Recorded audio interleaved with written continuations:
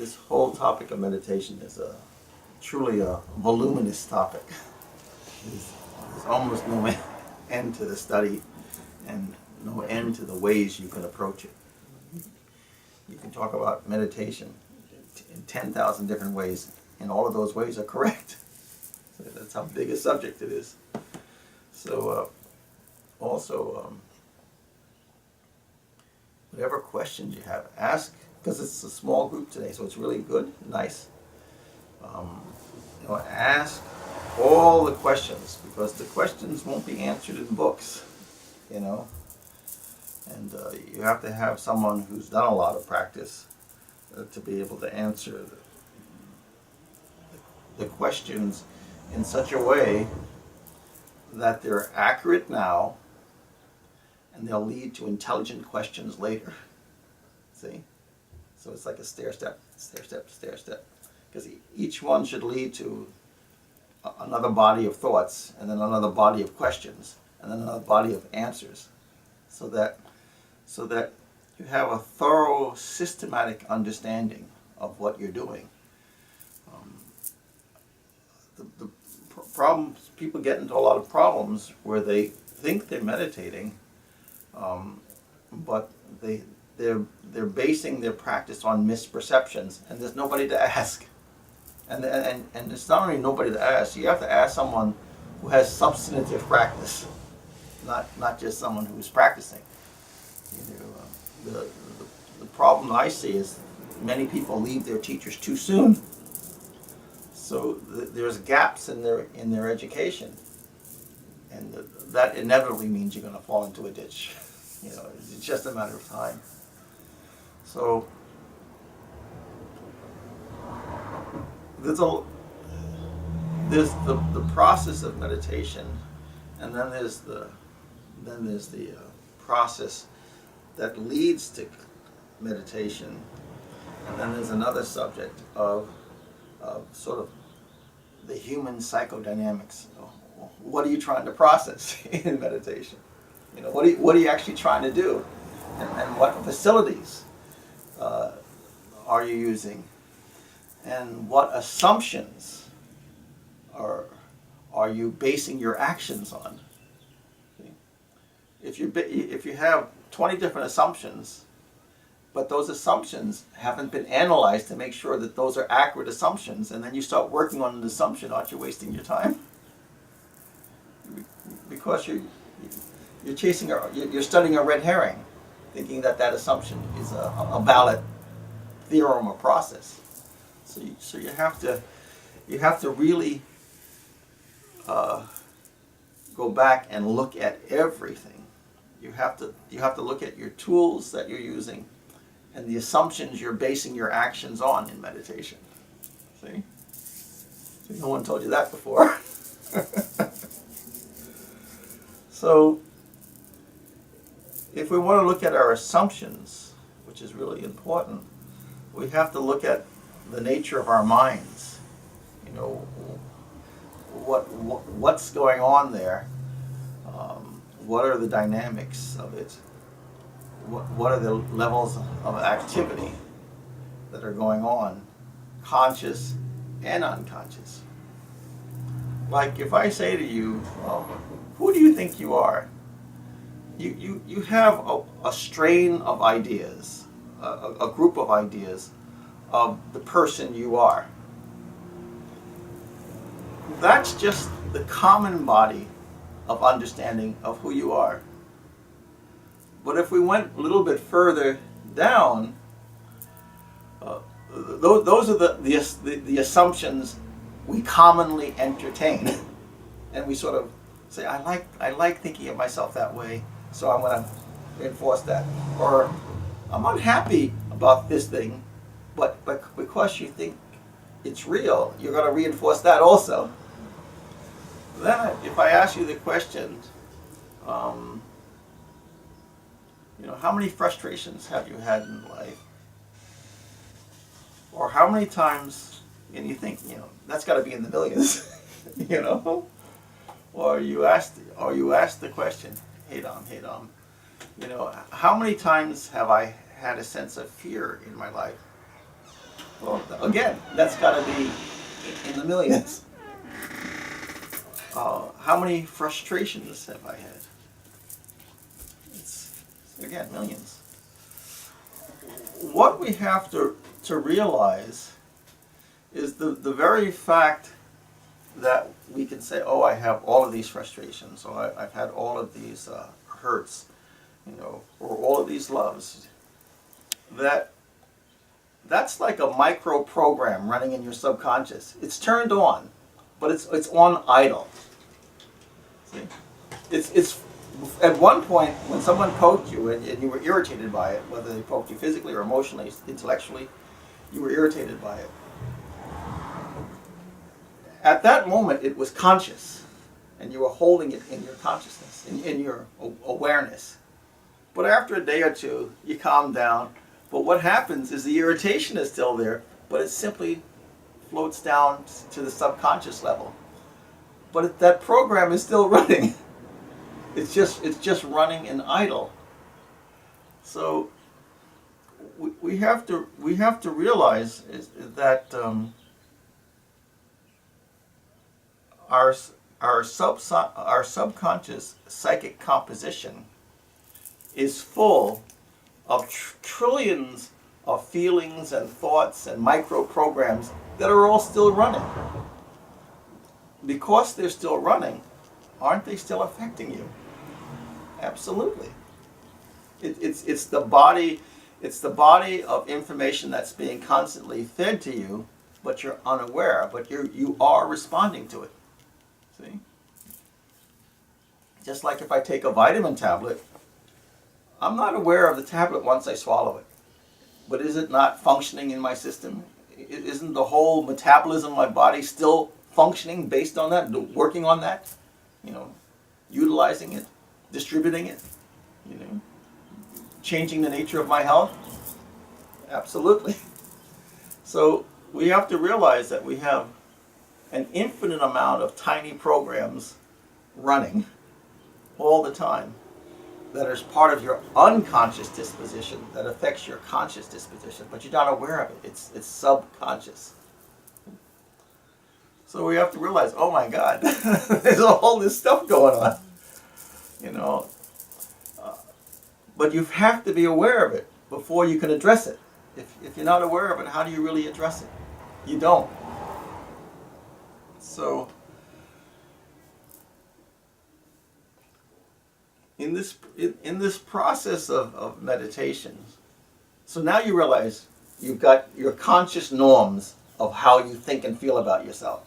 That's one thing.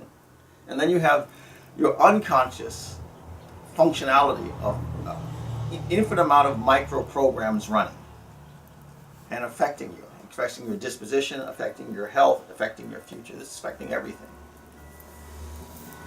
So those are two sets of phenomena that are going on. In the process of meditation, you have this level of conscious awareness, a spectrum of conscious awareness. Then you've got this vast spectrum of unconscious functionality.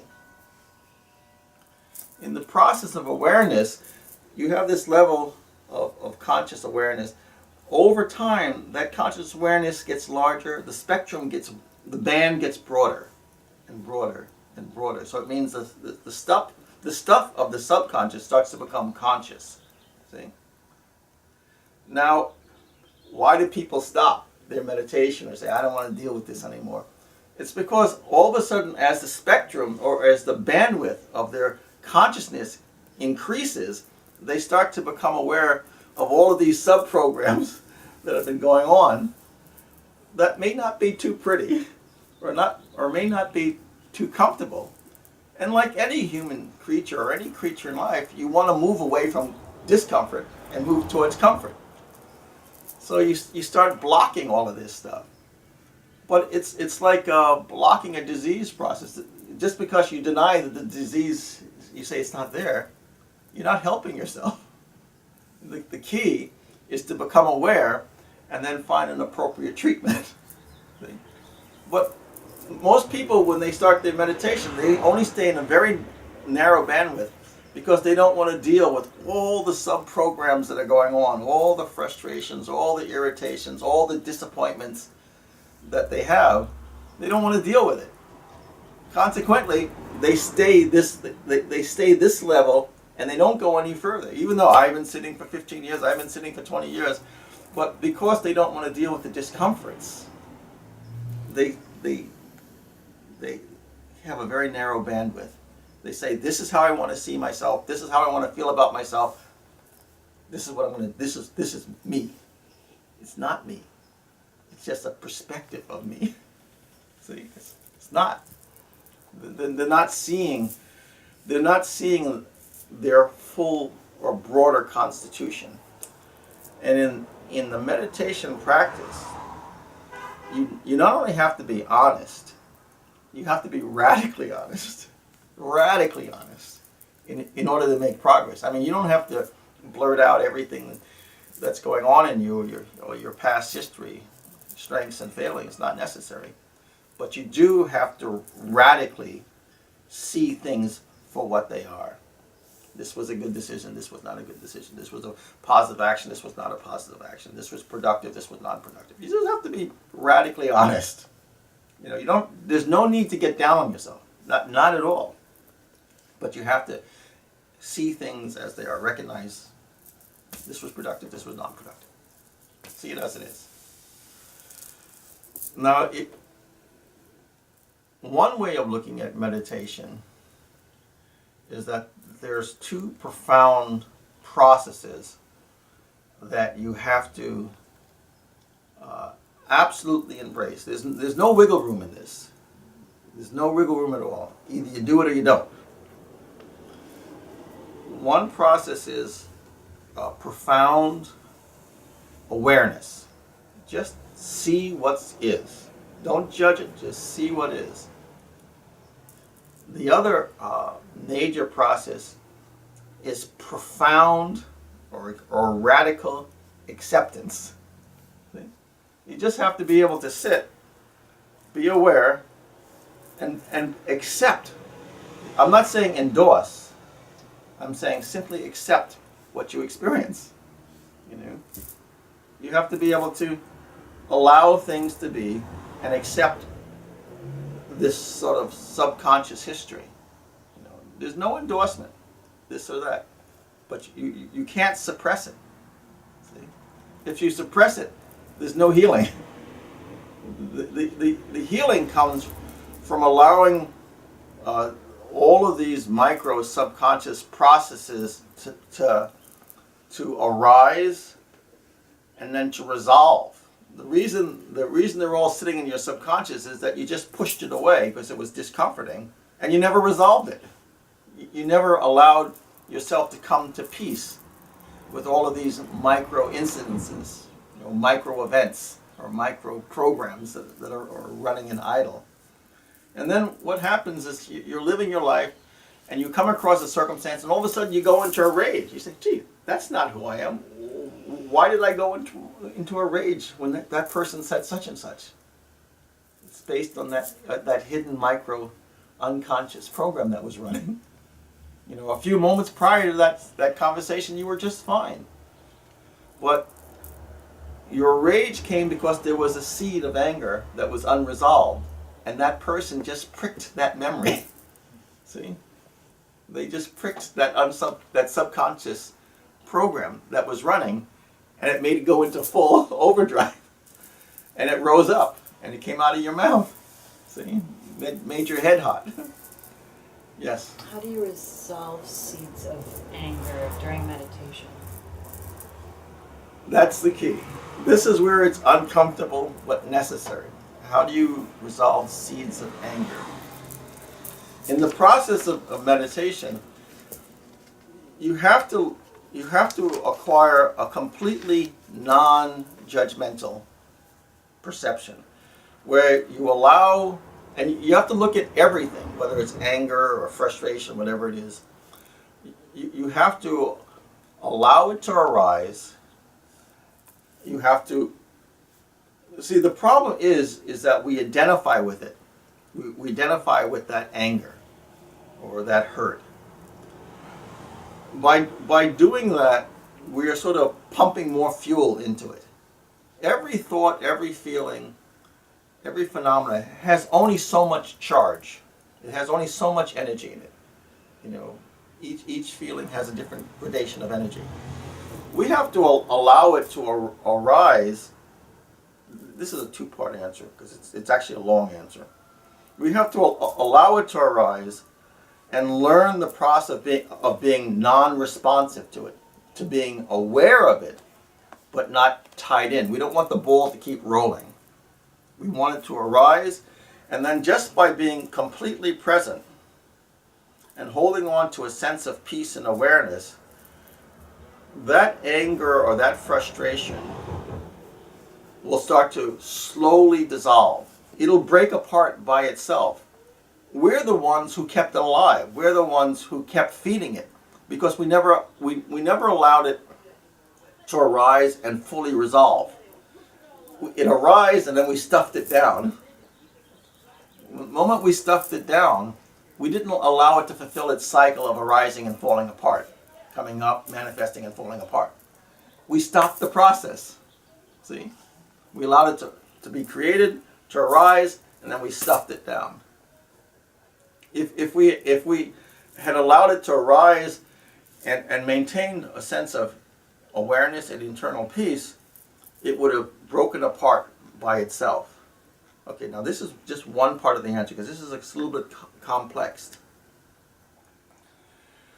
One of the reasons why anger and frustrations also are maintained is because we don't have a clear understanding of who and what we are. We have a manufactured understanding of who and what we are.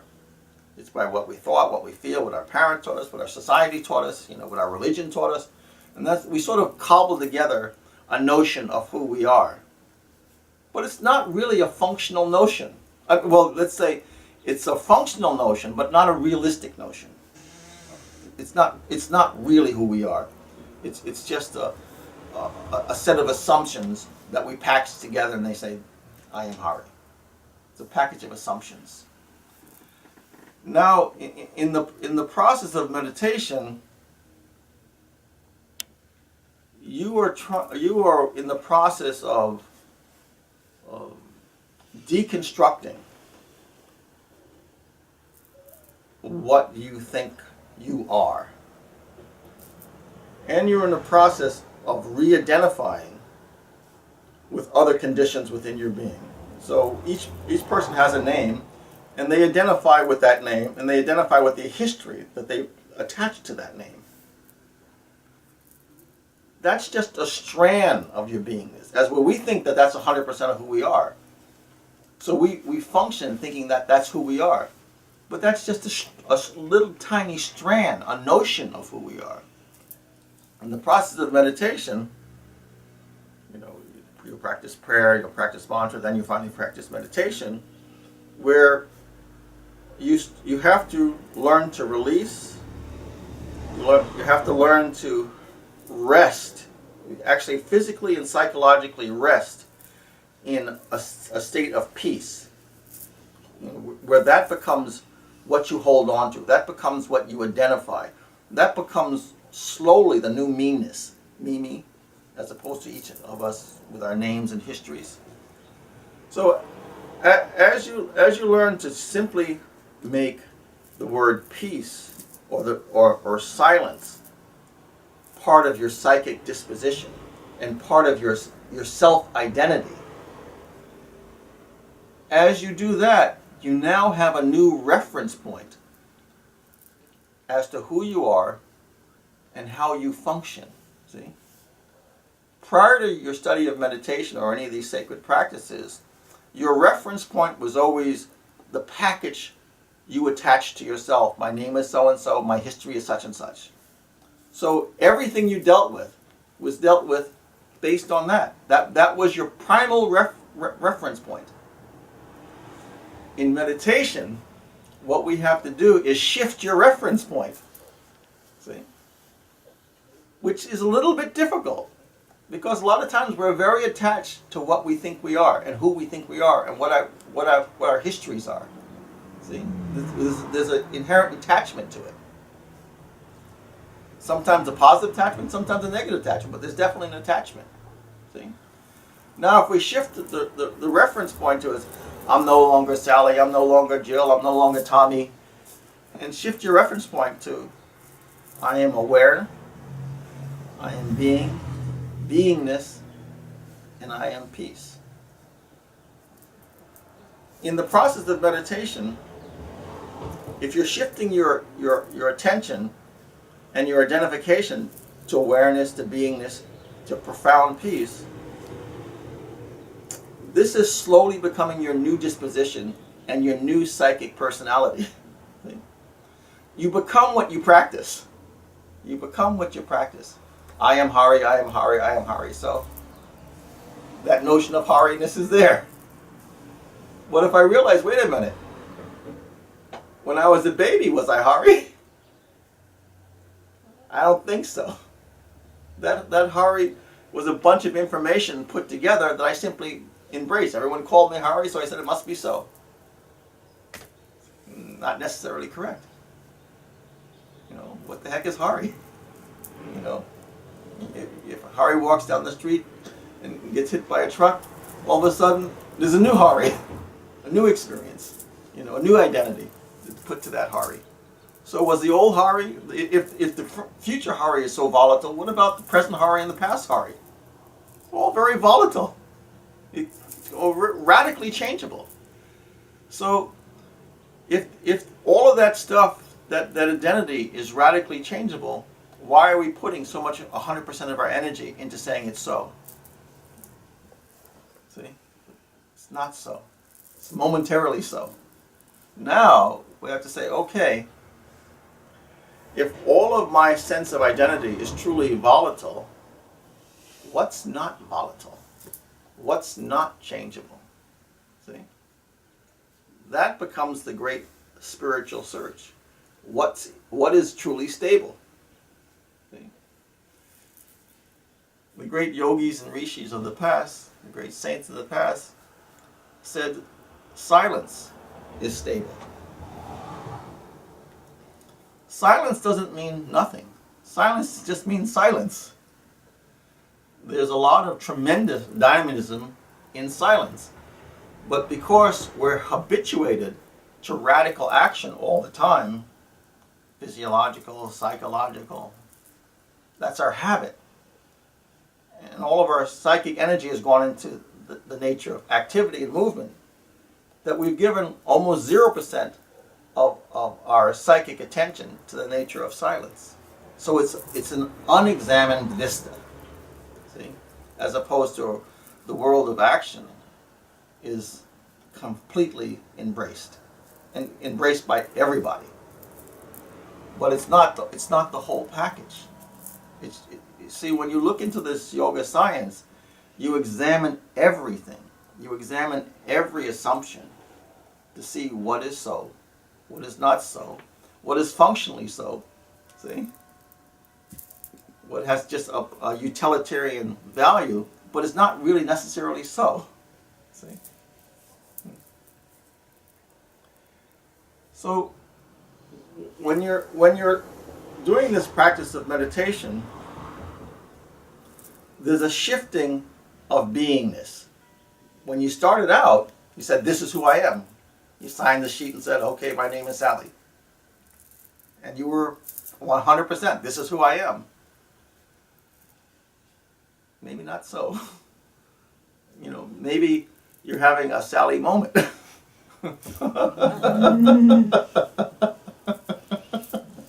See, in meditation, you have to figure it like this. If you look at a torrent river flowing, and all kinds of bubbles and all kinds of swirls and all kinds of debris are being flushed down this, super river. That's how the nature of our mind is inside.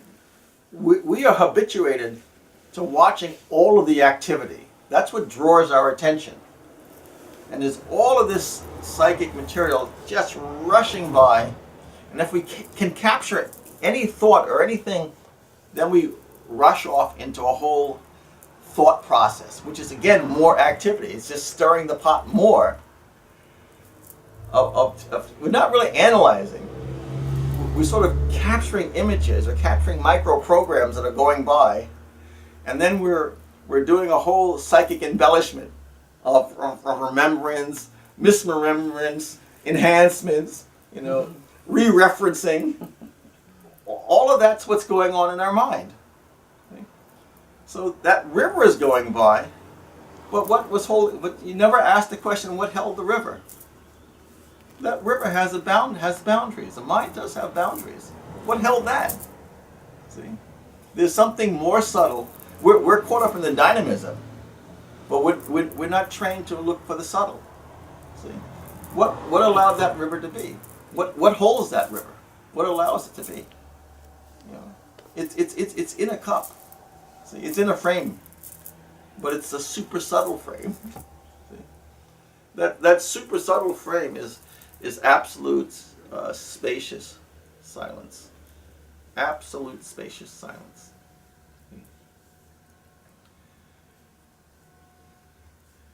Now, in the process of meditation, you've got this rushing river full of all of these micro impulses, an infinite amount of micro impulses or micro programs running.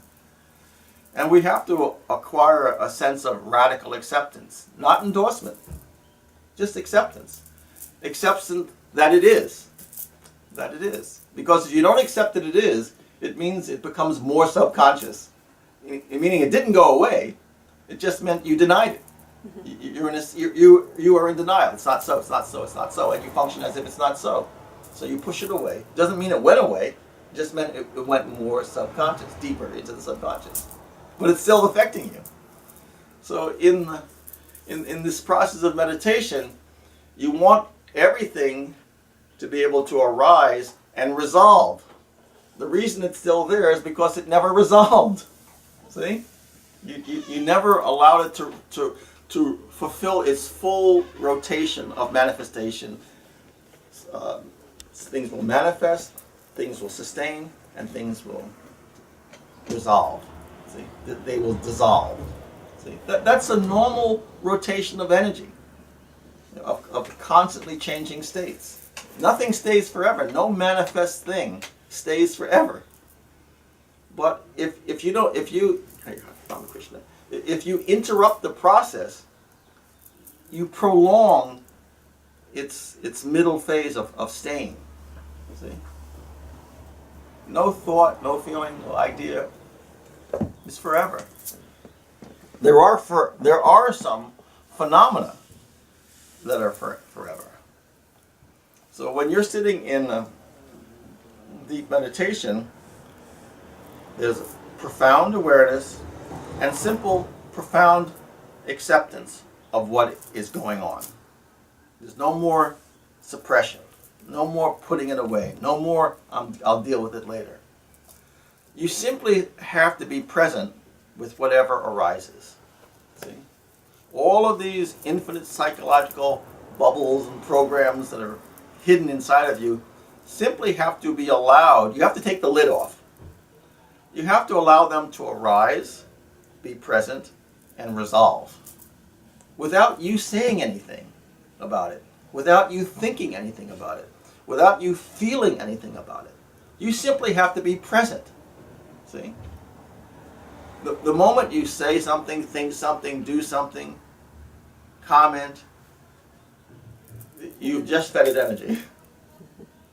You just embraced it. You've just taken some of your psychic energy and poured into it to keep it energy rotating. See? You have to allow it simply to be. You have to allow yourself to be simply present and let it go. Simply let it go. See? But you have to start to learn that habit of vairagya, of non-attachment, of allowing things to be. See? Part of the constitution of the human condition, it's sort of like this: as above, so below. So that God is the great creator. We all want to be micro creators.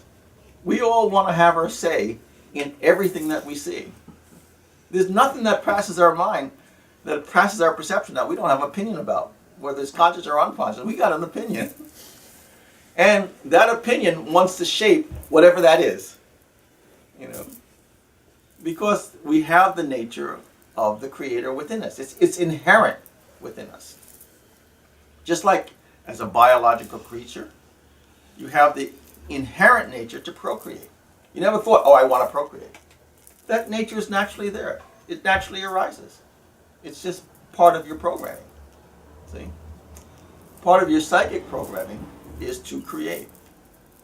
See? Is to create. Now the problem is that we have that notion of I, which is I equals ego, meaning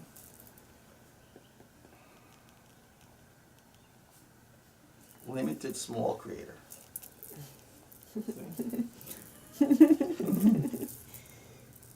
That's who we are. We're limited small creators. But we're in the situation of being like, we absolutely have that power. We definitely do. But we're more like the raindrop as opposed to the ocean. They have the same constitution, but they don't have the same scale. But the constitution, the essential constitution is the same. It's just a matter of scale. One is limited, one is limitless. See? One is partly informed, the other is fully informed. See? So we have to understand that we have this inherent disposition of wanting to create, wanting to change, wanting to manipulate. Now, if I tell you to put that on hold, don't you think you're going to go a little bit radical, thinking, no way, I am the creator of my destiny, I want to do this, I want to do that. And see, the thing is, that sentence started, I. See? I feel this, I think that, I do this. It all started with that mini creator. Now, some yoga teacher comes along and says, you've got to suspend that notion of I. He's not telling you to throw it out. He or she is not telling you to throw it out. But they are telling you to put it into suspension. Now, isn't that going to give you a subconscious or conscious radical reaction? What do you mean? Suspend I. Suspend me? My most valuable creation? I don't think so. See? That's why this business takes so long. Because the teacher is sort of asking you to do psychically outrageous things. Suspend you? Suspend I? Who you've put so much effort into? You know, if you've got 63 years, you've got 63 years of supporting that concept. Of course, he's like, oh my God, is this guy a madman? Is he holy or is he mad? That's a lot of yogis. No one knows whether they're a saint or a madman. But then, Haricharan, where does the action come from? Like, how do you suspend I and still take action? That's a good question. Interesting. The very fact of your existence, is an action. But because of your habit of taking action, your notion of action is very obviously dynamic. But the very fact of being is a verb. The very fact of being is a verb. See? But the key is to slowly, you're seeing the entire creation through that little tiny raindrop. And the teacher's job is to try to get you to see the creation through the ocean. But you're totally invested in that raindrop point of view. Because in that raindrop, that little raindrop point of view, you have control. You based on all your notions of who you think you are, you have some control. You can inject some energy into that circumstance and affect some change. And I always want to create a change. based on its action. See? And then I tell you, well, you have to slowly try to neutralize that. That's like saying, well, get into a coffin and die. You know, that's how people are thinking about it. You know, no one's going to jump for that. Because the truth is, even if the I tries to create a change, it's either going to happen or it's not.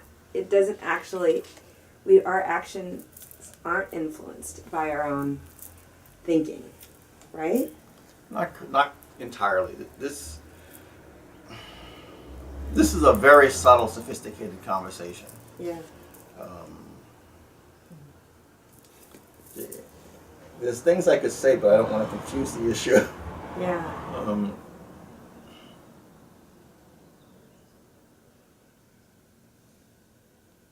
Okay, let's start this way. Every action, every thought, every feeling is temporal. It means it has a beginning and an end. It's not a permanent condition. In this temporal reality, you can affect a change. Okay? In the temporal reality, you can affect a change, which is what you're 100% vested in, psychologically. In the unconditioned state, you cannot affect a change. It is what it is. See? So some teachers will, I don't want to complicate it too much. Some people will say nice. this is a dream body life. But that's a whole, another subtle discussion. But it's easier to say using scientific terms, temporal conditions that we're presently fully invested in. See? And we make our decisions and our perceptions based on relative realities. Not reality itself, but our perception of how things are. See? But we put a lot of energy into validating our perceptions. And then we convince ourselves that this is so. See? Right. These are all based on notions that we emotionally validate. So we say it's 100% so, or 98% so. But if we really are radically honest, not so. It's not so. It's my perception based on my lens of awareness, based on my history. See? Your mother could be standing next to you and she'll see something completely different. You know, your son will sit there and he'll see something completely different based on his or her history. See? It's all profoundly relative. Now, when you're trying to study meditation, you're trying to move outside of the condition of relativity. You're trying to come to conditions of stability. See? You're moving from the relative to the permanent, or to the stable, the unstable to the stable. See? And in the process of moving from the unstable to the stable, you are slowly starting to identify with the stable. Prior to meditation, you identified 100% with unstable conditions.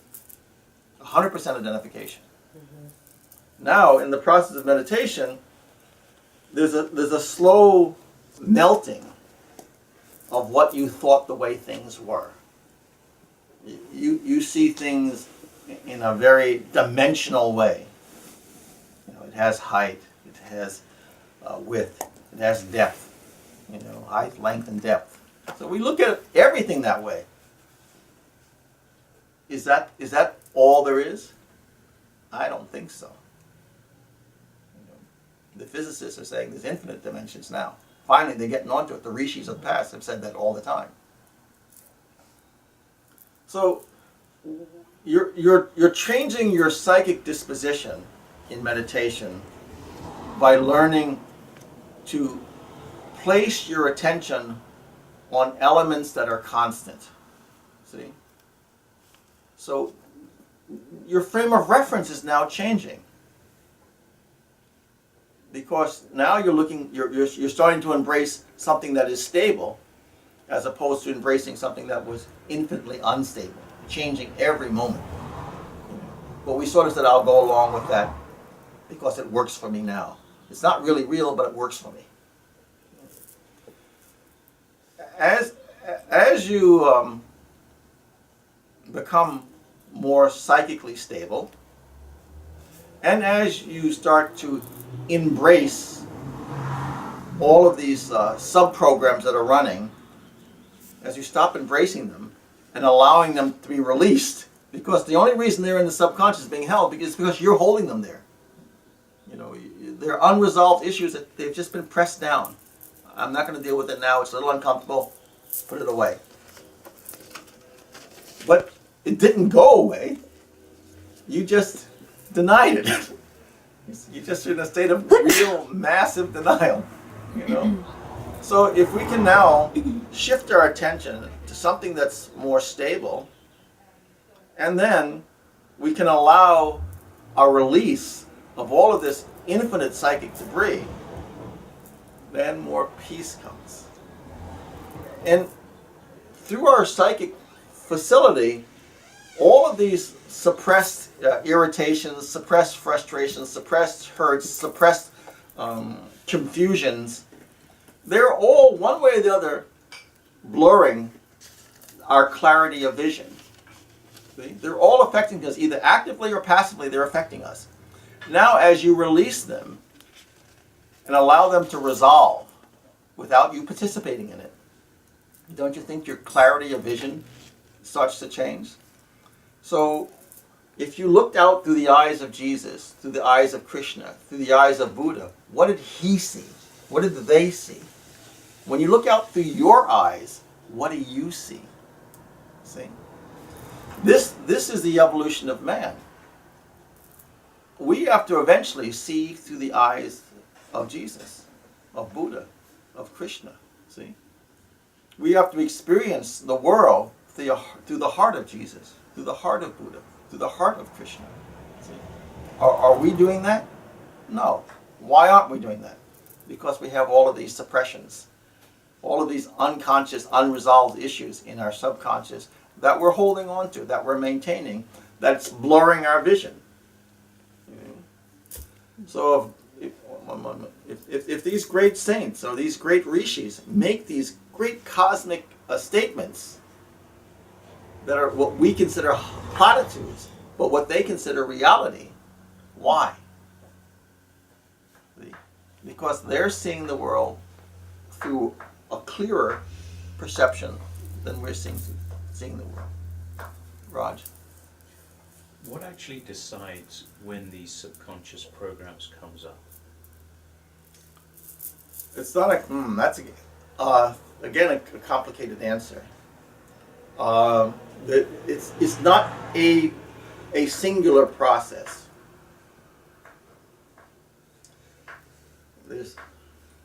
Sometimes there's simply a spontaneous arising. That's one thing. Sometimes an arising will occur simply because some element of nature, meaning human or anything existing, will be present. You'll be proximal to it, and it'll spark it to arise. Someone will say something, or you'll see something, and then that feeling or memory will arise. So that's two things. And the third thing is karma. It's trying to fruit and resolve itself. See? So that's three events that can cause a unconscious process to arise. Okay? There's maybe more, but that's three that I can think of immediately. See? So there's all this stuff, that's going on that we're not aware of, that's affecting our experience of life. So we enter meditation to try to take the lid off of this stuff because it can putrefy. Unresolved. It's like an unattended wound. It doesn't get better until you attend to it. And it can cluster with other like vibration conditions So that what was small, but if you get 10,000 small things put together, it becomes a real neurosis. See? It becomes a real functional problem that you say, I don't know where this comes from. I don't know why I have that fear, you know, but I can't get into an elevator, or I can't stand next to a redheaded person, you know. It could be any kind of neurotic thing, or how you see this person or that person, or this gender or that gender, you know. It's because all of these hidden seeds have clustered together now because of light vibration, and they've manifest as a neurosis in your psyche. And you say, where'd that come from? See? But in the process of your meditation, and I'll say another statement in just a moment, you're allowing all these unresolved issues to arise and to slowly break apart, because we're no longer holding them. So if we're not holding them, there's a natural dissolution. So that's occurring. Now we have all of these suppressions or types of filters blocking, you can say, a cosmic light, a divine light, an inherent light, and also a stable condition from fully informing the human psychic condition. So as these phenomena that are held in the subconscious resolve themselves, we become aware of a deeper and a greater nature. One, we're becoming aware of it. Two, we're not blocking it. See?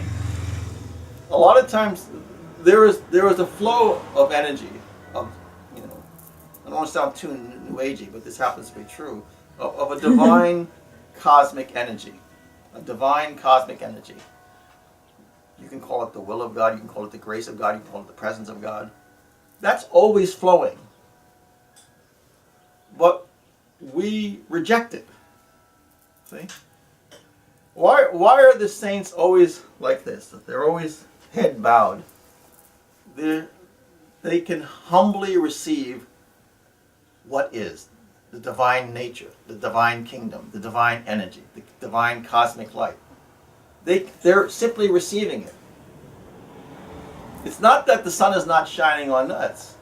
It's that we reject it. We say, this is who I am, this is what I want to do, this is my feelings, this is my thoughts, this is my actions, and we don't want to accept this inflow. See? Because we're defining ourselves in a very limited, very narrow way. And anything outside of that spectrum we're not interested in. As where the saints and the masters are a completely different situation. They have neutralized their sense of self-creation and humbly receive the creation. So the saints and masters are always acting in a condition of grace, in a condition of receptance of grace, manifestation of grace. See, they manifest what they receive from the kingdom. They manifest in life. So they have these sanctified personalities and this sanctified action, which becomes a sanctified history. See, they become conduits of the kingdom, conduits of the light, conduits of the grace. That grace is on all souls, but we turn our cups upside down, and they turn their cups right side up. That's the difference between the masters and saints and the human beings. See? One turns their cup down because they want self-sovereignty. The other one turns their cup up and empty. The cup is empty and receives the kingdom. See? That's the difference between a common human being and a saint. You know, which way the cup is facing. See? Which means one cup down, ego. Cup up, you know, humility, acceptance, receptance. See? Yes, Ami. So I'm still sort of stuck on how to take action in that temporal reality. Like how we can continue to open ourselves up to be that instrument to something greater. Sure. Continue to meditate and feel even glimpses of that energy through us. And then to act out of that knowledge in the temporal reality. Sure. That's what saints do. The very, very first thing, there's two big things. Become aware that you're not all that. Right. You know, that's the first thing. You are not the sovereign. So become aware of that, and become aware that the very fact that we're here on this planet means we're all patients. That we should lovingly receive ourselves as nutcases. Yeah. That we are not mentally well. That's how we got here. Right. One time I asked my Guruji, what is the greatest disease? And without a thought, he said, birth. That really shocked me. But I've been thinking about it for years. The very fact that we were birthed here, and that we had all these things to work out, all these misperceptions. We're not having a clear vision of the kingdom, so we have to come back here and work it out. Yeah. So we're all patients.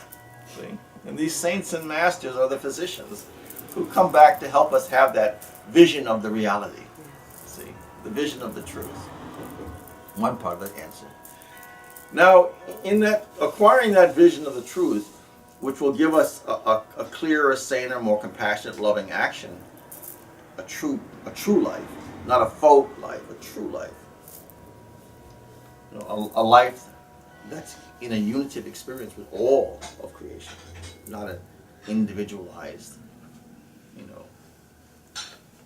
isolated life, which is what most human beings live. They don't live a unitive existence, they live an isolated existence. To bring that condition about, ceaseless prayer must be there. Ceaseless application of mantra must be there. Based on the wisdom that the prayer gives. If you wanna understand the mind of a saint, study his prayers. Inherent in the prayers of a saint is their psychological disposition, is their psychological viewpoint, is how they see the world. So study their prayers. You'll acquire a new psychology. That psychology will lead you to greater purification. Now, the application of mantra. Mantra is a vibrational disposition from the kingdom. It's a thread of energy that has a particular effect. So by associating with that thread of energy, or those sacred syllables, there's an inherent purification, an inherent rebalancing of the human condition.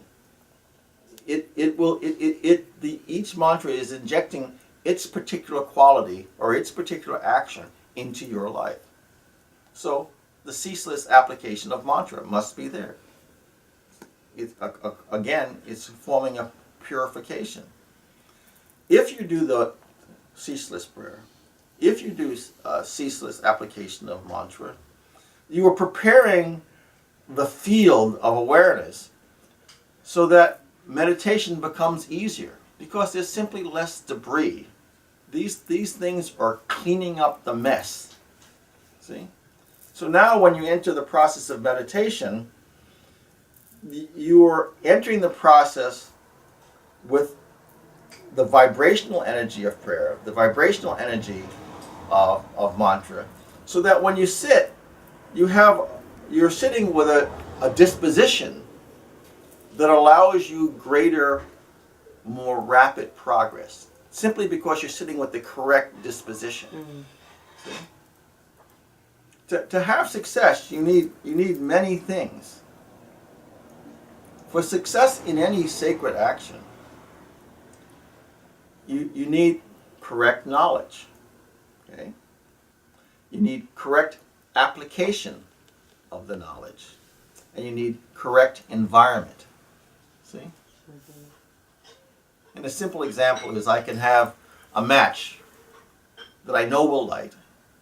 I know it has the chemical constitutions that are flammable.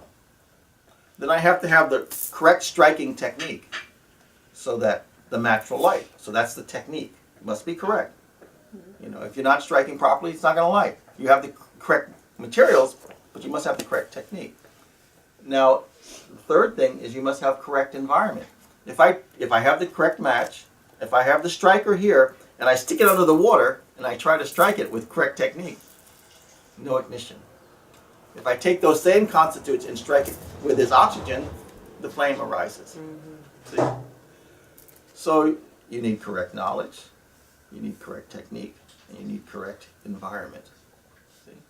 So sometimes people will learn some, well, most students are not that great. They get some semi-correct knowledge.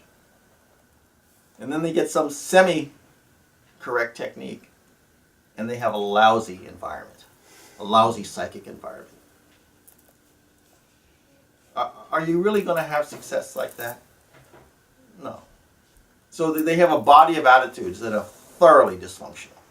Thoroughly dysfunctional. You know, they're doing it all for the wrong reasons. Mm-hmm. No, there's not going to be any success. There's not going to be any success. But there'll be the self-delusion. There'll be a radical self-delusion. See? So that's why getting next to teachers, it's like getting next to a really hot pot. You know, or jumping into a really hot pot. That hot pot is to render you down, to get rid of all the nonsense. See? So that just what is essential is left. See? That's why people run away from teachers. Because they're like hot pots. You have to be willing to pay everything, to give everything, to acquire everything. See? Everything that has been given must be returned in order to receive everything. See? See?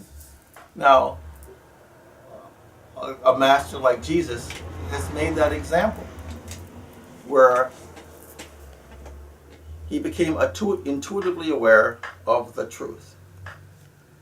And despite the cultural and the political and the physical circumstances, he spoke that truth. And in speaking that truth, the grand sacrifice had to be made. They called Jesus the Lamb of God for a reason. Because he was manifesting a truth, and he was willing to give everything for that truth, including his mortal body. See?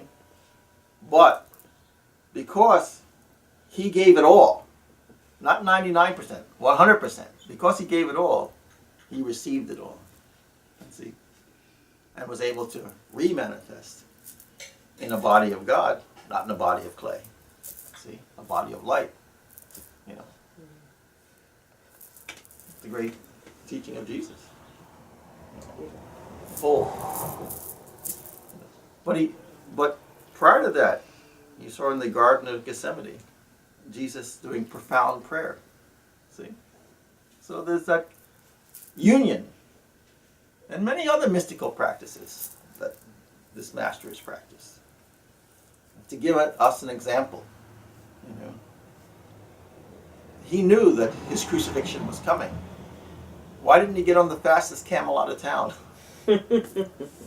He certainly knew what was coming. But he knew that by making this grand sacrifice, and in the midst of that sacrifice, showing absolute forgiveness, see, which is again a way to God, not holding on to any harm.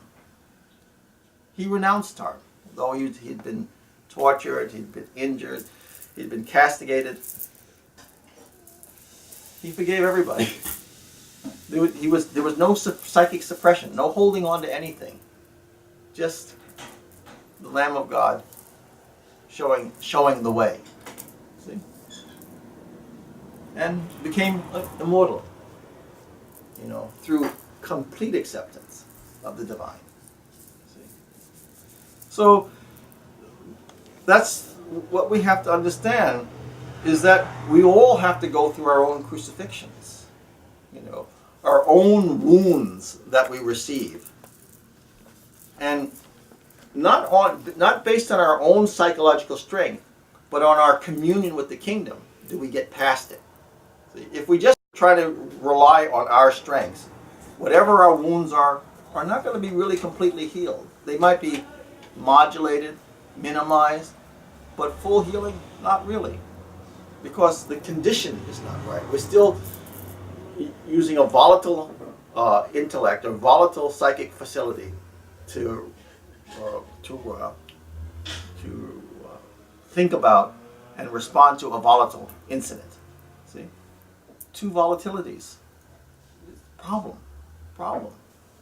But if we can take our psychic force and move back and move from those conditions that are unstable or volatile to a stable condition, and then in that stable condition have an intuitive relationship with God, with the kingdom, and then take that condition and impose it upon our issues, we come at it.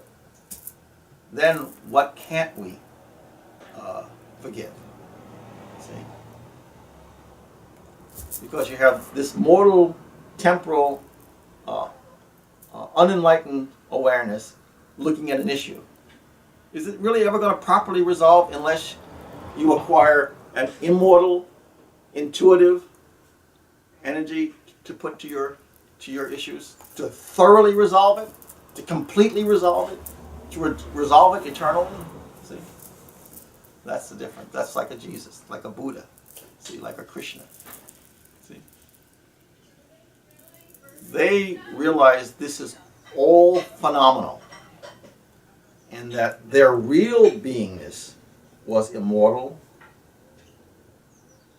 was blissful, was full param wisdom. See?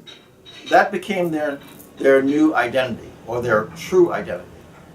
So, using the forces of their true identity, they dealt with the phenomena of life. See? That's how they could completely resolve it.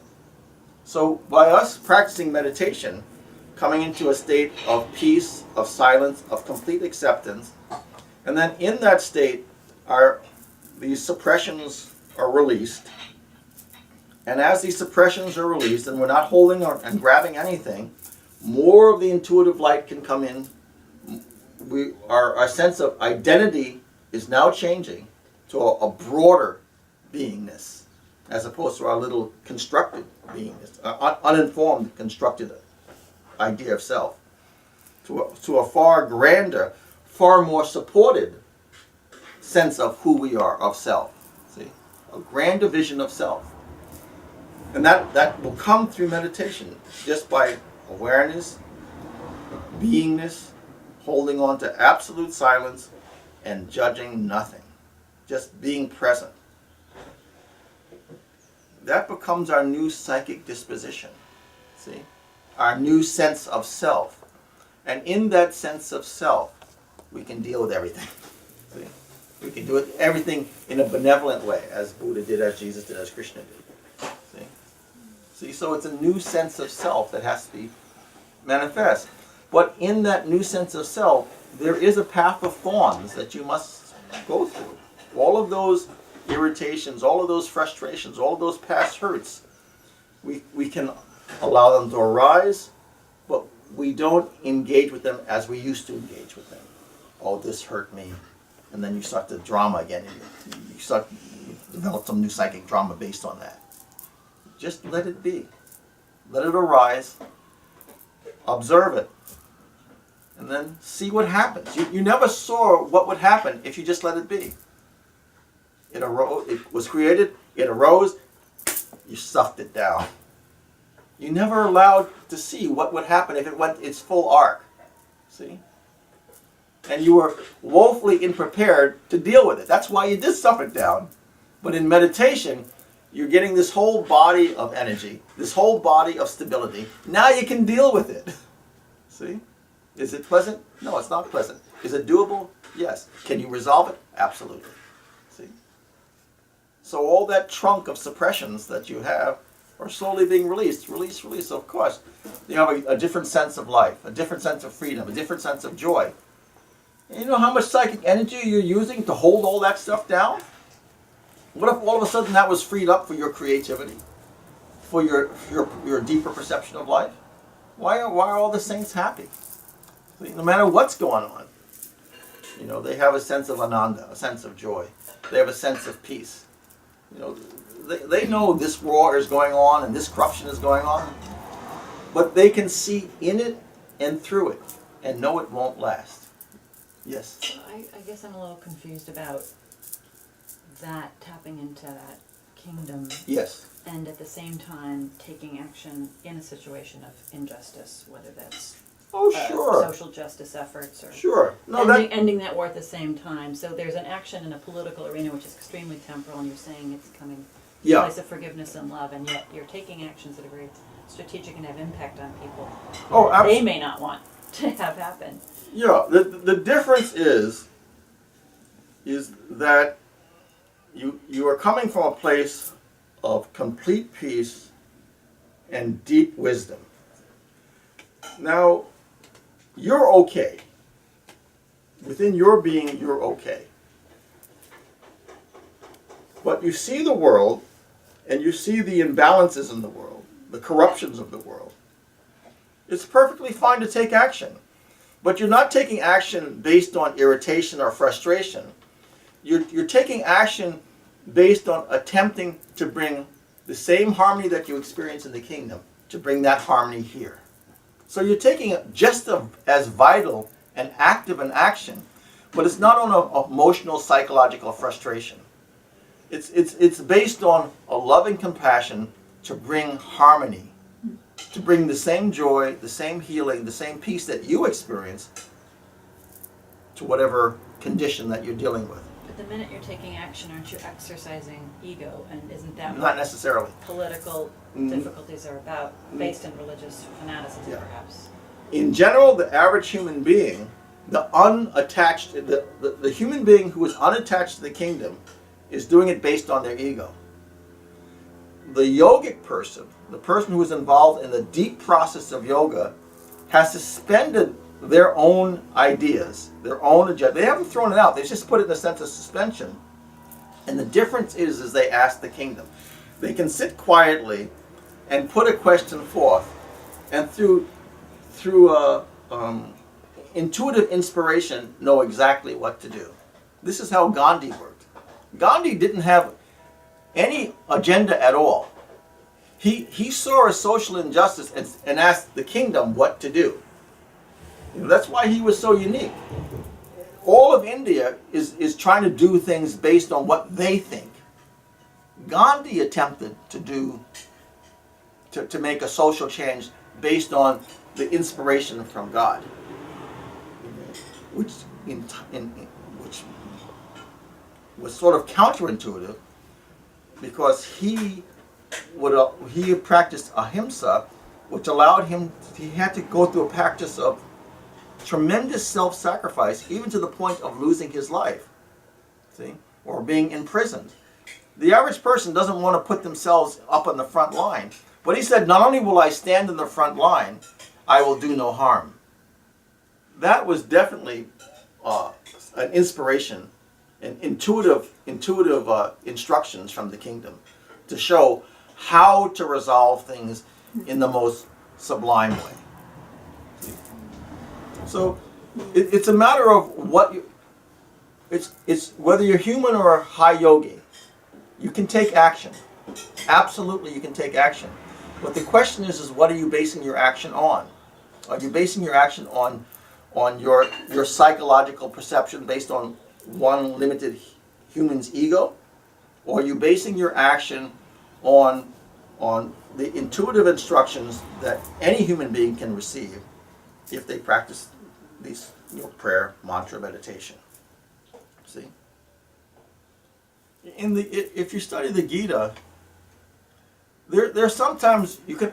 So Gandhi's one situation. There's another situation where Gandhi says the kingdom will say go to war, and there's actually a war will take place, and you'll be a warrior. But we're looking at the situation as if we're permanent beings, as we're from the kingdom's position, we're temporal phenomena. So the Gita says if you think someone dies, There is no wisdom in that insight. You know, what is temporal will always be temporal. What is permanent will always be permanent. So we temporarily come to this body, that body, cycle after cycle, this idea, that idea, changing all the time. But what we are fundamentally is something of the kingdom, which is permanent. See? But because we get caught up in the drama of the moment, we think the moment is permanent. See? So, in the case of the Gita, Sri Krishna told Arjuna, go to war. And put a lot of pressure on him. Saying, you know, this is your duty. You know, your duty is to protect Dharma or righteousness in the world. That is your duty. When it rises up, your job is to put it down.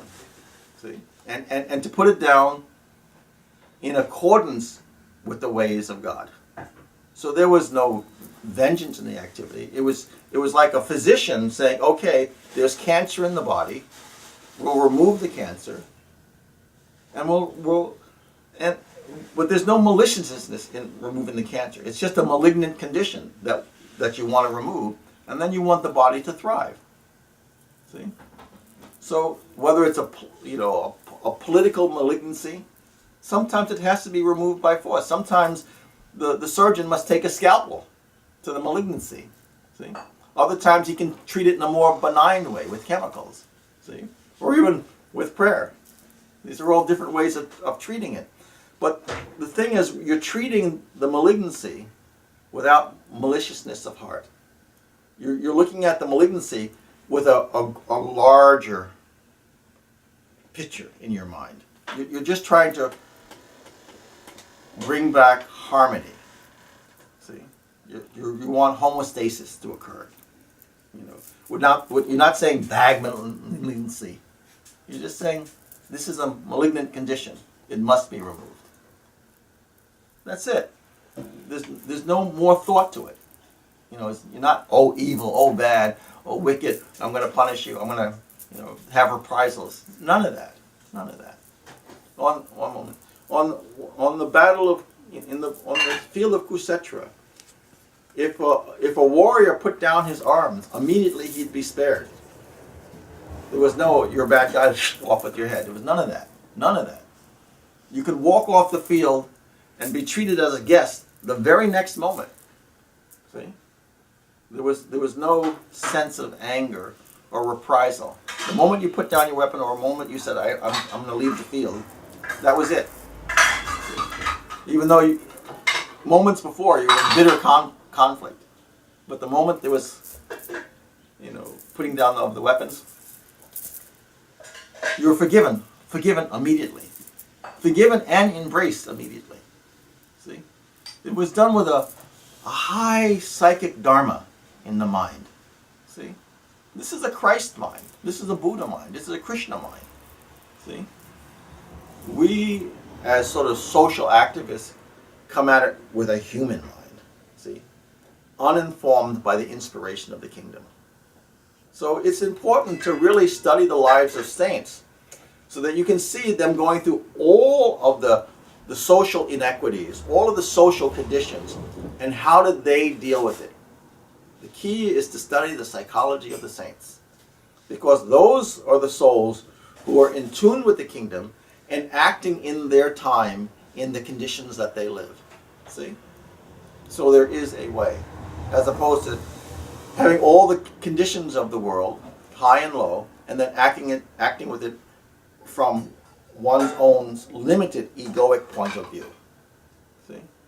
So we study the lives of saints who have gone through every manner of suffering, but they've gone through it in a sanctified way. And that's what we have to learn to emulate. Okay?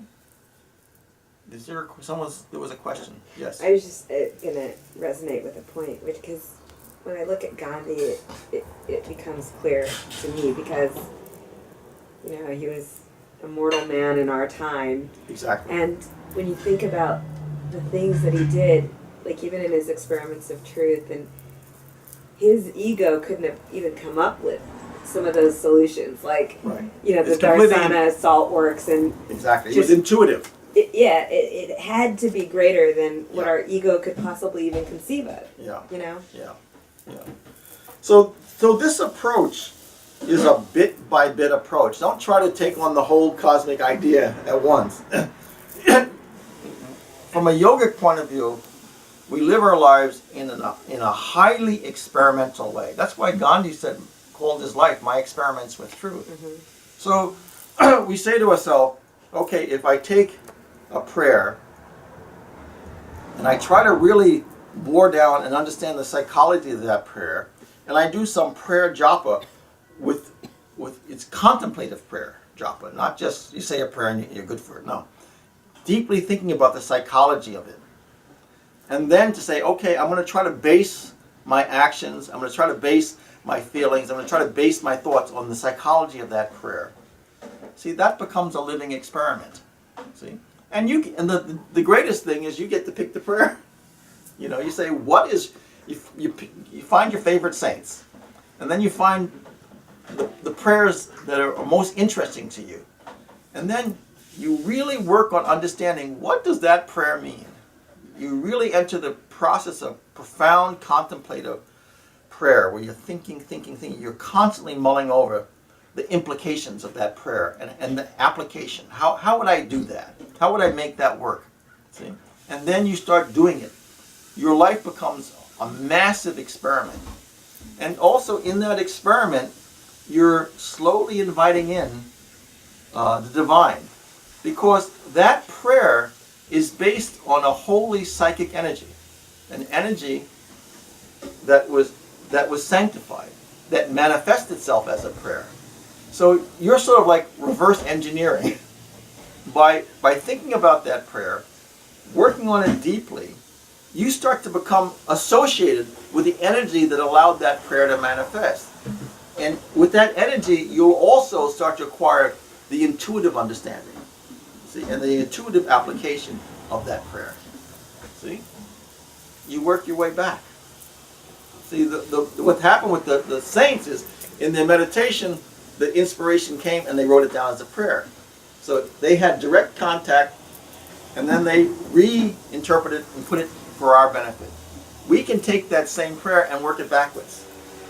See, we can reverse engineer and acquire the same inspiration and the same experience that they received in order to manifest that prayer. You see? Relevant question. Yes. Ramamata was talking about Gayatri, Yes. and a subtle detail like you should face the east in the morning when you do the mantra, and in the evening you should face the west. So you do the Gayatri and you don't know that detail. Are you doing damage to yourself? Not at all. Not at all. Not at all. These are refinements. Simply because in truth there is no east, west, and north. There's only east, west, and north based on, this piece of terra firma that we're sitting on. So we say this east, west, and north based on a relative condition. Okay? Right. This earth is not permanent. Now, why that statement has validity is because we're existing in this clay pot. Okay? This clay pot also has a electrical magnetic relationship to this larger clay pot that we call the earth. See? So it's like taking an antenna and turning it so that you get the best reception. See? So this clay pot, this electric magnetic clay pot is referencing this greater earth that has an electromagnetic current. So you're aligning them. See? So it's efficient, and so your nervous system takes in the information, you can process it. It's easier. Is it absolutely necessary? No, because there is no north, south, east, and west to your higher psychic condition. But to this body antenna, and this great generator we call the earth, is there a relationship, electromagnetic relationship? Yes. If you turn this small clay pot in the right direction, will you have easier reception? Yes, you will. You definitely will. It will help. Is it absolutely necessary? No. Is it helpful? Yes. See? Okay. So a lot of times, you know, the yogis will put kusha grass underneath them, or they'll put wool underneath them. That's because they're trying to limit the magnetic relationship of the earth to the subtle electrical dynamics of the body. See, it makes it simply easier, and especially in your early days, you want to use every advantage possible. See, just to make it easier. Just to make it easier. It does have, it is real. In the temporal world, it is real. It does have a positive effect. Is it absolutely necessary? No. Is it very advantageous and useful? Yes. Okay? Any other questions?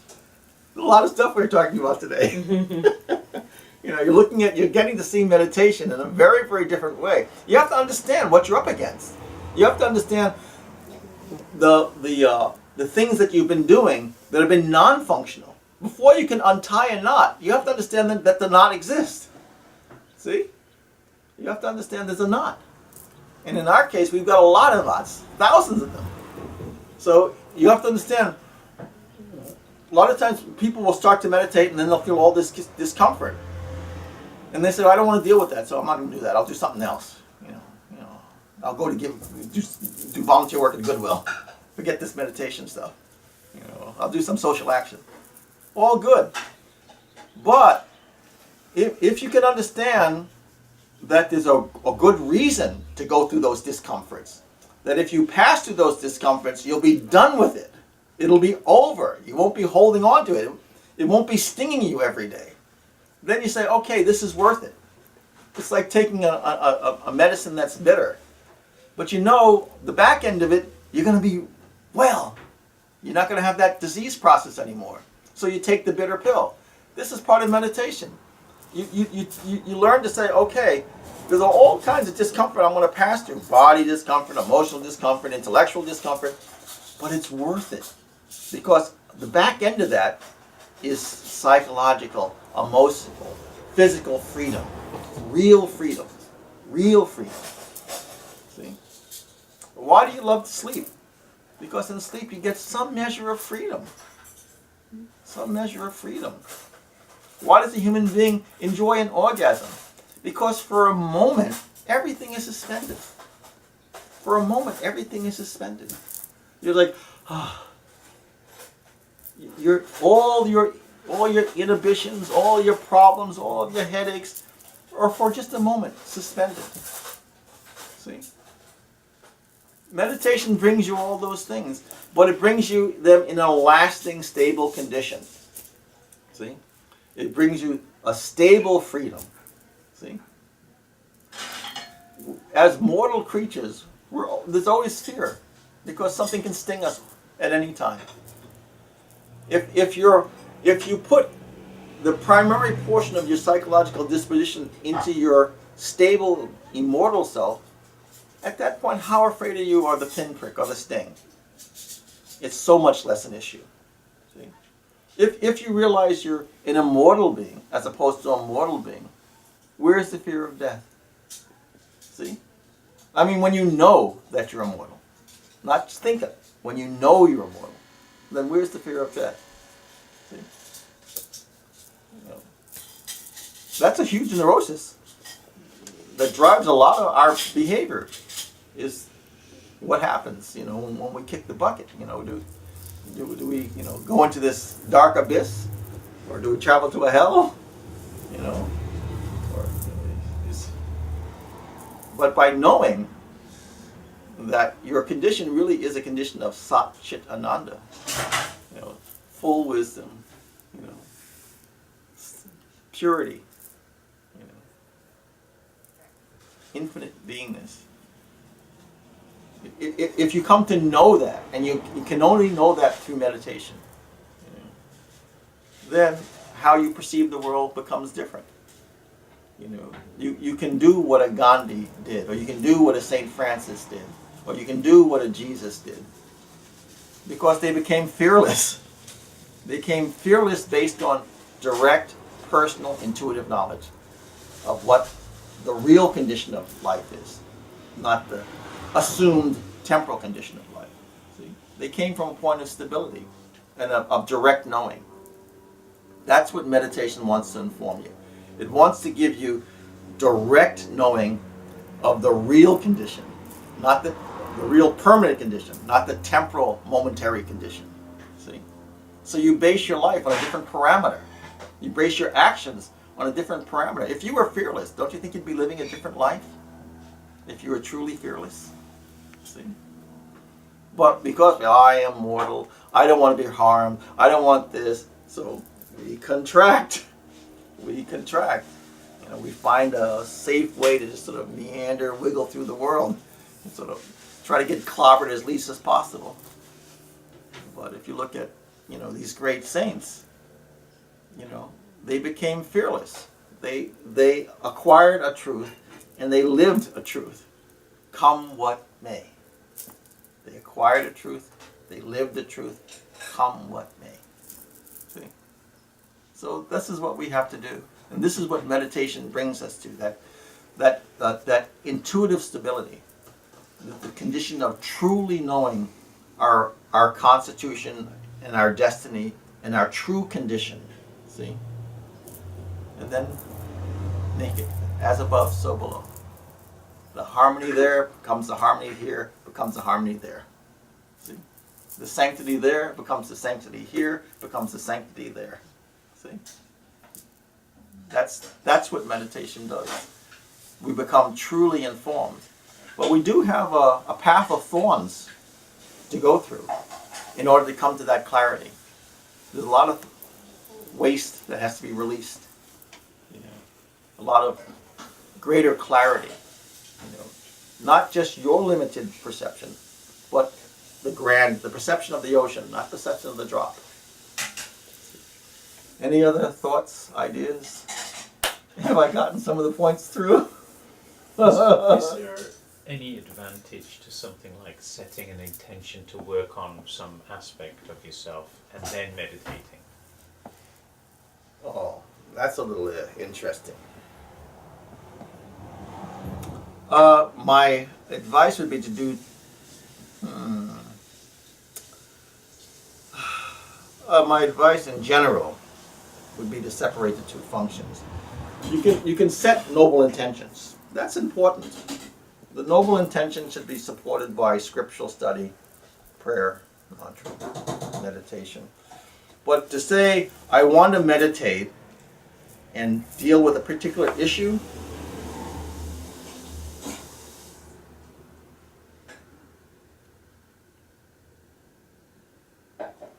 see, the moment you say, I want to deal with a particular issue, It's a prayer. well, yeah, you're starting to create something. And in meditation, you don't want to create. See? So it's better to, as Nick just said, to inform yourself, to take it into prayer, to ask for help, ask for insight. You know, so it's better to separate it. You know. And then just the psychological function of studying a prayer that deals with those types of issues, and then trying to make that prayer real in your life, so that you have a process of action. But that process of action should not be in meditation. That process of action should be in prayer and direct action. See? So you separate the functions. Meditation should be about that pure stillness, pure awareness, pure acceptance. You know, come what may. That's meditation. The mantra, you can say, okay, I have a particular issue. You can use mantra to help resolve an issue. And you can use prayer to resolve an issue. See, but you should understand each has its own functionality.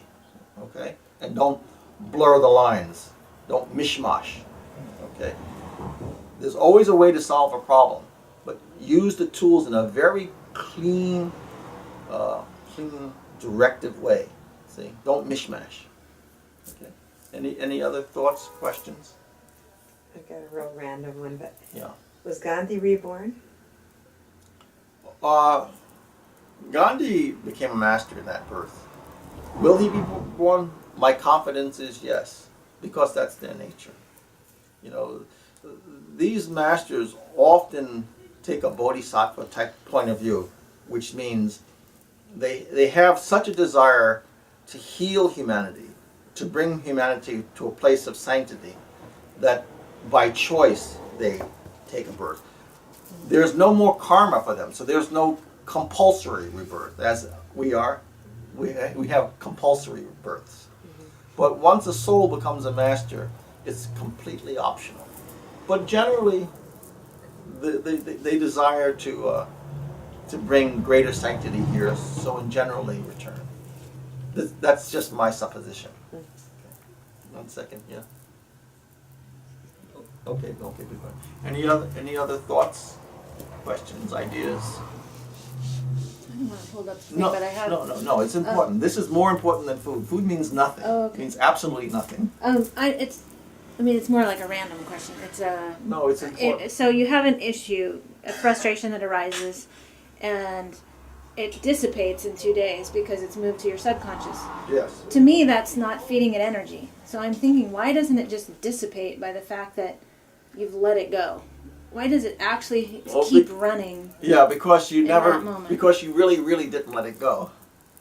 You know, you just didn't Because deal you with it. haven't. Well, what I'm thinking is that you didn't face it.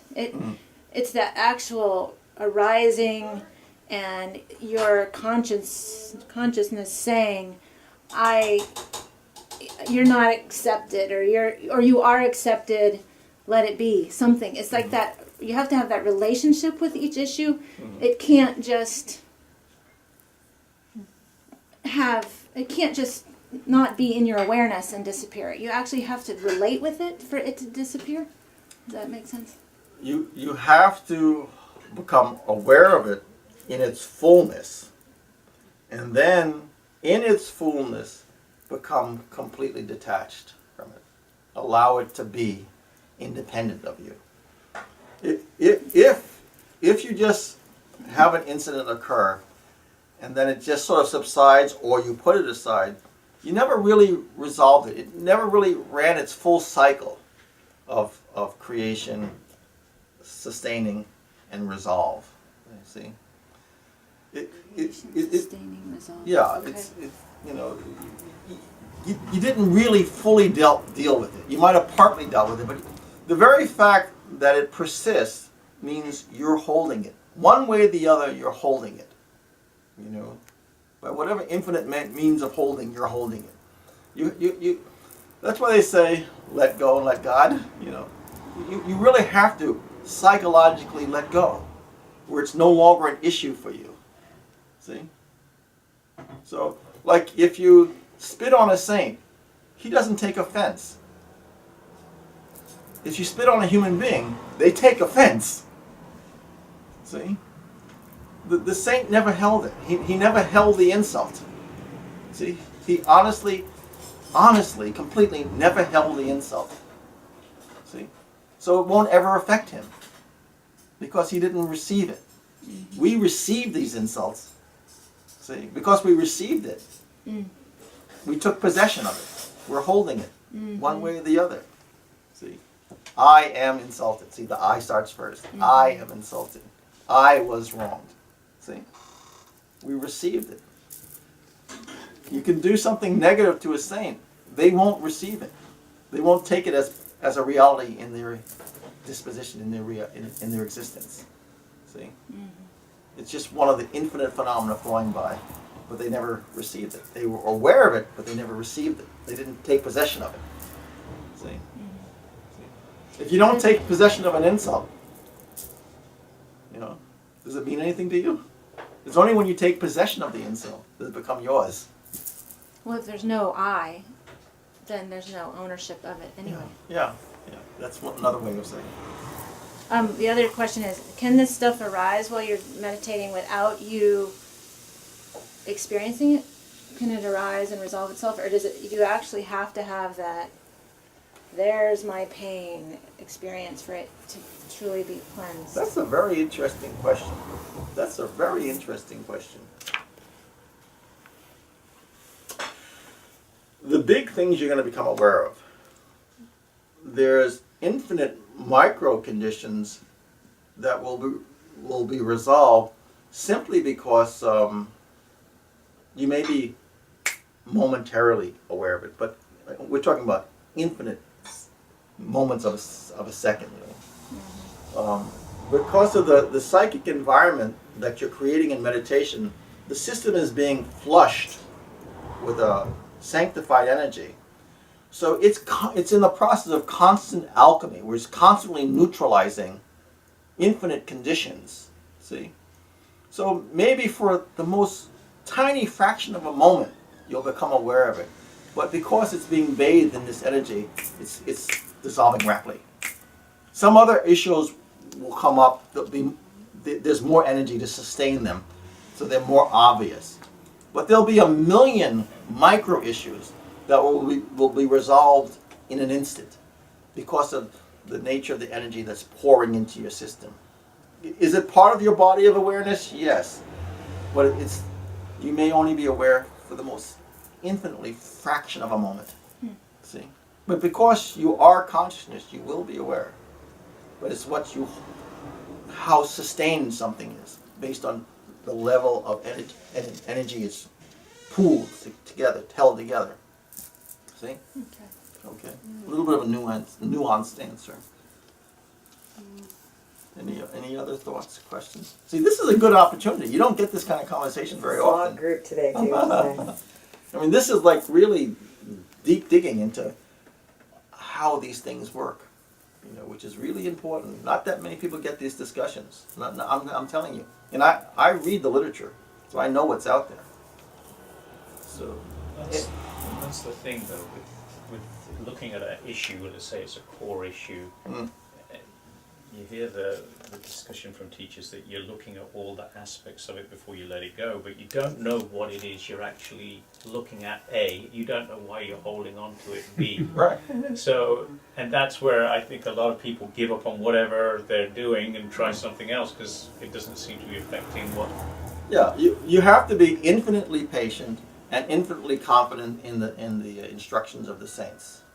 See? That has to become your stable platform. You have to be crazy patient and crazy confident. And just because you don't know, everything that you're working on, it's like trying to talk to an intoxicated person. Their perception is so distorted by what they've ingested that no matter what you say to them, their actions are not based on any kind of reasonable responses. See? Reason. There's no reason there. So we're all in that condition of unreasonably responding or reacting to the world because we're all intoxicated one way or the other. So the first kind of purity is to be able to say, okay, I'm going to trust some scripture. I'm going to trust some saint. That's like your first really reasonable act, and then I'm going to persist in that trust. And whether I understand what the saint is telling me, I'm going to do it. It's an unreasonable trust, but you have to sort of develop that. In doing that, you'll come to some kind of greater purity in which you will have a better opportunity to evaluate what your life is, what is real, what is unreal, what is functional, what is non-functional, what is positive, what is not so positive. See? But while we're intoxicated, we're not even in a position to know what's reasonable and unreasonable because we're intoxicated.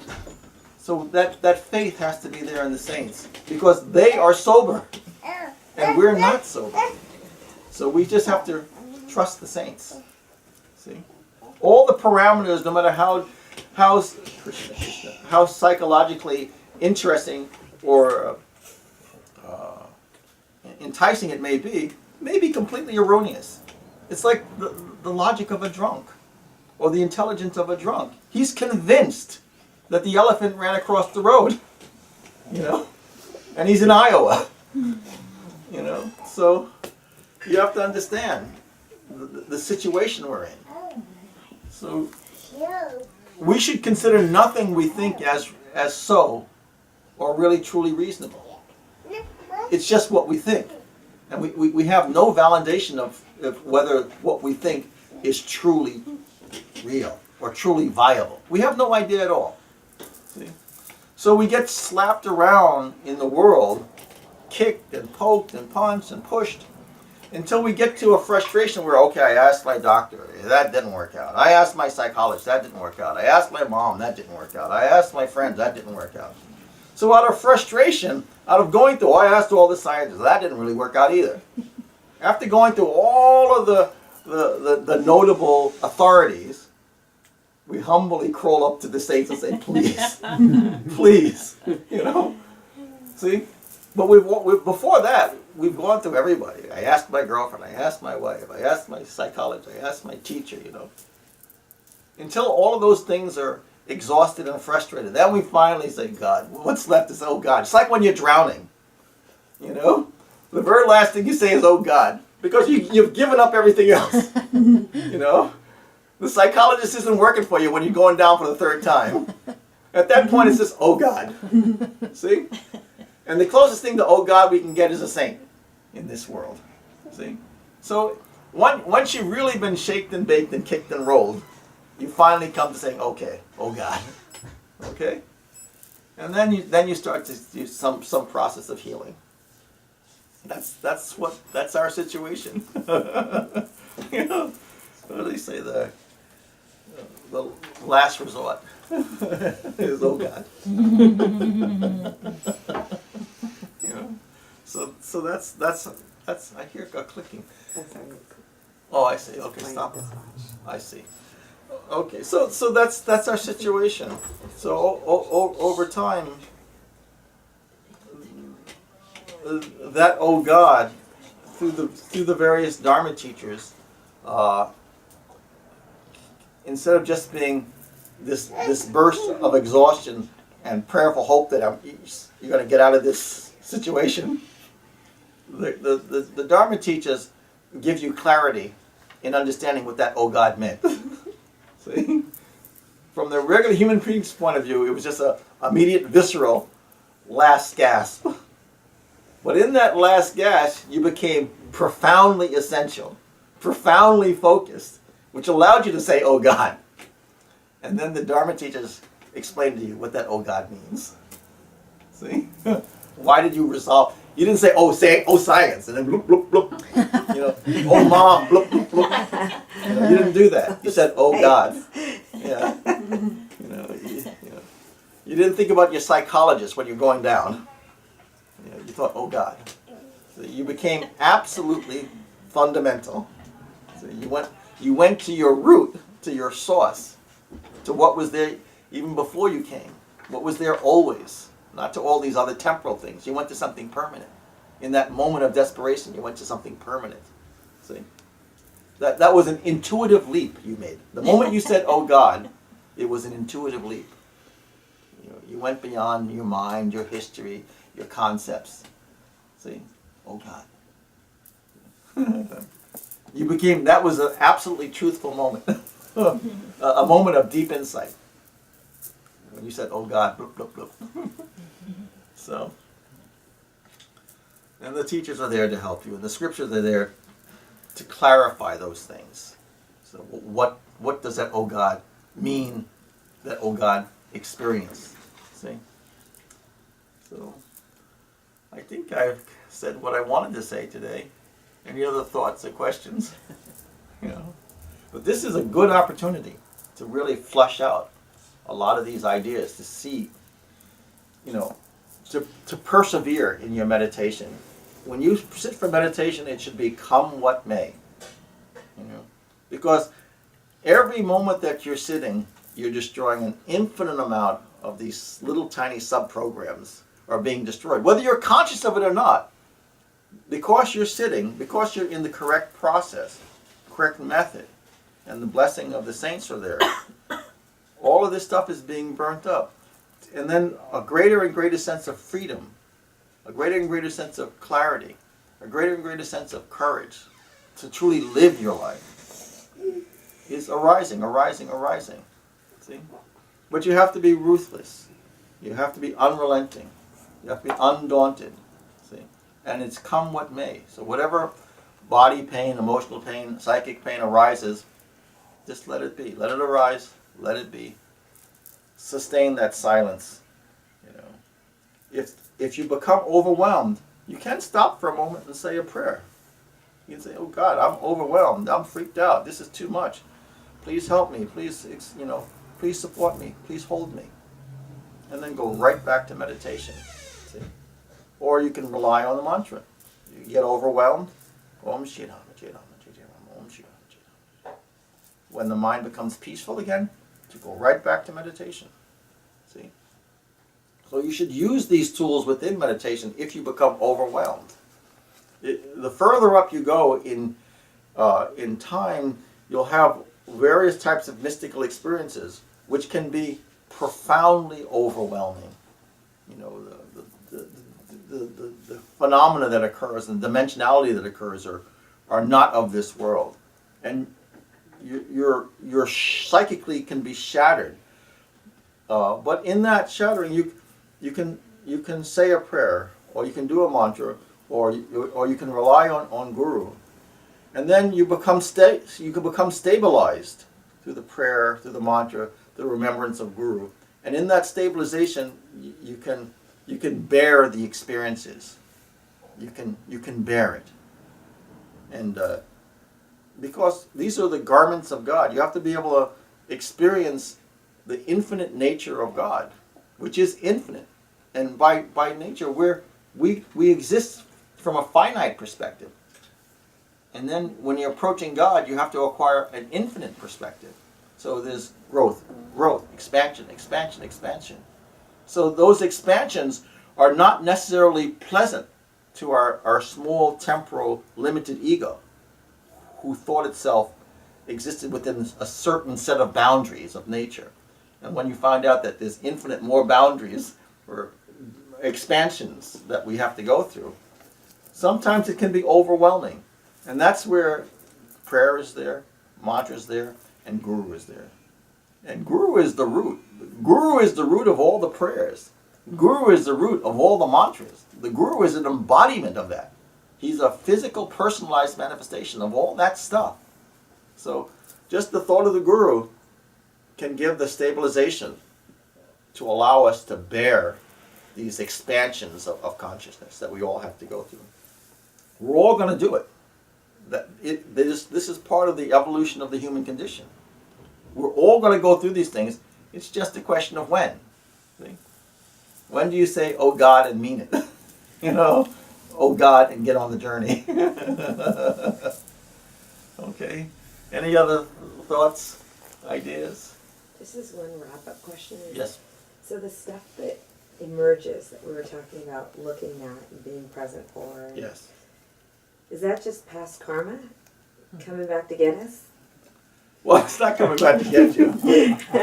But if you use the word karma meaning past actions, yeah, it's not coming back. You never let go of it. It was always there. It's just you weren't aware. See, and like I said, it can manifest in roughly three different ways. By something stimulating that, or spontaneous arising, like that. Okay, or karma. Its time has come. It's time to fruit. Right. It's season to come forth, like that. Okay, so what we'll do is we'll sit with our spines erect, chant Om 3 times, and just sit for maybe 5-10 minutes. I hope I've gotten the questions answered. Take a deep breath in.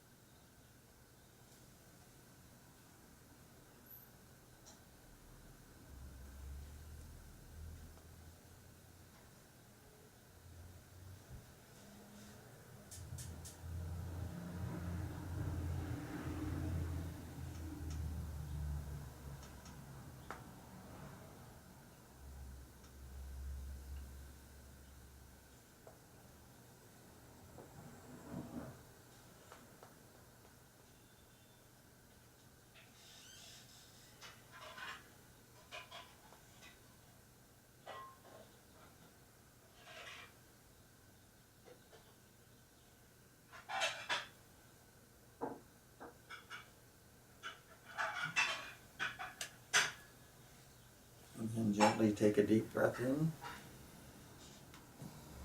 and then release. And then you can gently open your eyes.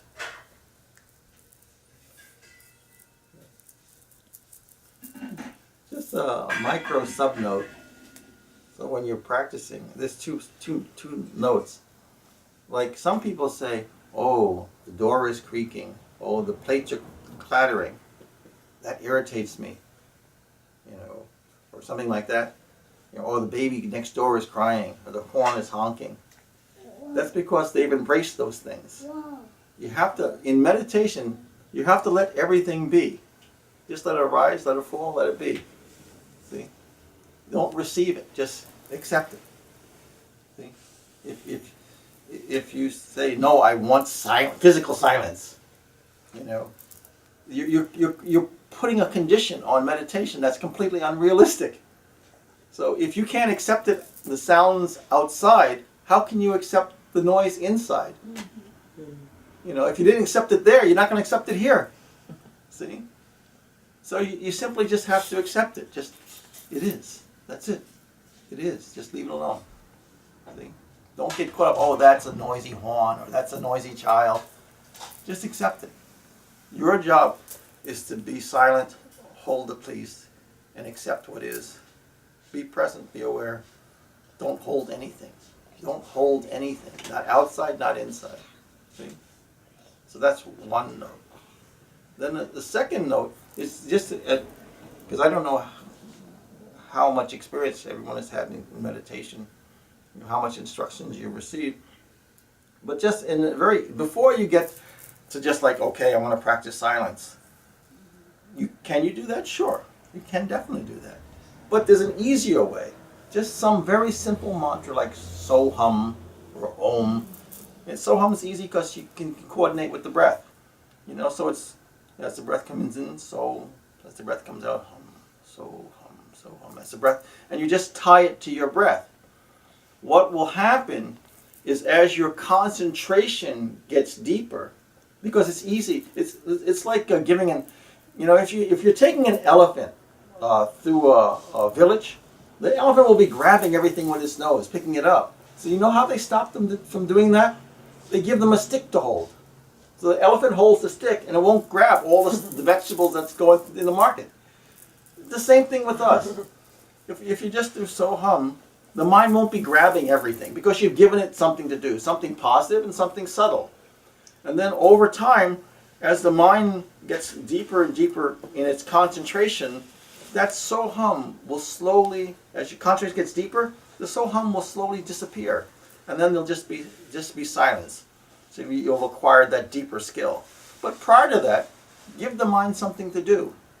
You know, otherwise it'll run after the 10,000 fruits and vegetables in the market. See? So so-hum, so-hum, so-hum will resolve into silence. And that resolving into silence will resolve into non-grasping. See?